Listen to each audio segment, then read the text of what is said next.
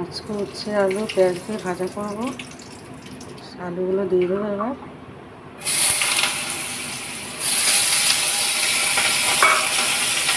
একসাথে দিয়ে দেবো আলু পেঁয়াজ সব একসাথে দিয়ে দিলাম।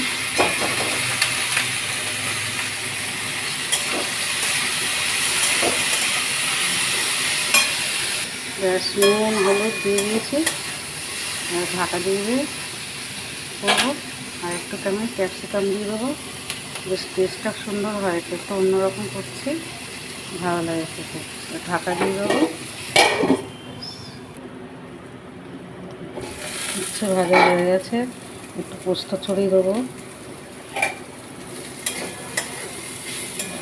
ভালো হয়েছে ভাজাটা, মনে হচ্ছে খুব সুন্দর হয়েছে ভাজাটা।